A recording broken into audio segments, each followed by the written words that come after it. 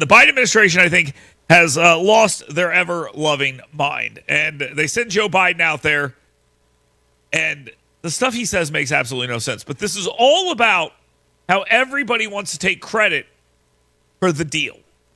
And the deal isn't good. Let's just be clear about that. The deal ain't good. Let's take a listen here real quick. Good afternoon. It's a very good afternoon. Because at long last, I can announce a ceasefire and a hostage deal has been reached between Israel and Hamas.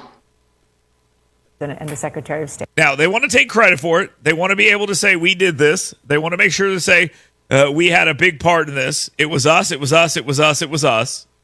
But was it? Take a look at Biden here speaking at the end of this press conference. Thank you. Who gets credit for this, Mr. President, you or Trump? Is that a joke? Oh, thank you. It wasn't a joke. It was an actual serious question, and he didn't answer it because he doesn't want to give credit to them. But you knew who does want to give credit to him? The people that want to give credit to him? The people in his own cabinet, the people in his own organization. They want to give credit to him. When it comes to the involvement of President-elect Trump's team, it has been absolutely critical in getting this deal over the line. And it's been critical because, obviously, as I stand here today, this administration's term in office will expire in 5 days. And one of the things that we have always said about this deal is that when you get from stage 1 to stage 2, that the United States, Egypt, and Qatar are the guarantors of this deal. And Egypt and Qatar will push Hamas to stay at the bargaining table and to get from stage 1 to stage 2. There's no evidence of this, by the way. The history does not indicate this. And the United States will push Israel to stay at the bargaining table to get from phase 1 and phase 2. So obviously those are promises we cannot make on behalf of the United States for any longer than the next 5 days.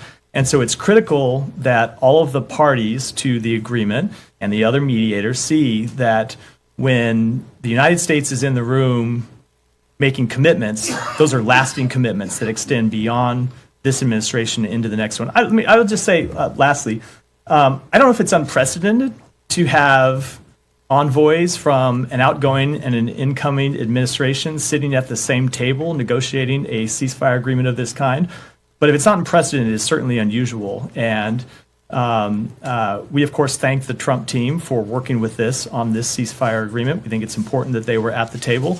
And now, that is Biden's own people making that argument. Biden's own people are telling you that the Trump administration sitting there was very important to that deal. And I think we all know that, and it's obvious. There isn't any question about that. Donald Trump stood up and said there will be hell to pay if this issue is not resolved. He made that crystal clear. And if you don't think that had something to do with it, and a lot of people will say, well, it moved Hamas. It didn't just move Hamas, guys. It also moved Israel. Israel also was moved by this. They made it very clear that they weren't really all on board with a ceasefire. They want to wipe out Hamas.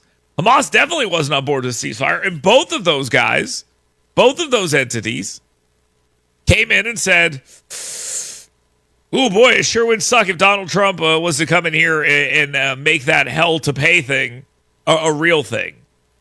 And that's exactly what he did. He came in and said there will be hell to pay. And they came in and said, ooh, we better make a deal. That's what happened here. I stand by what I said, that at the end of this, neither of them will be taking credit for it.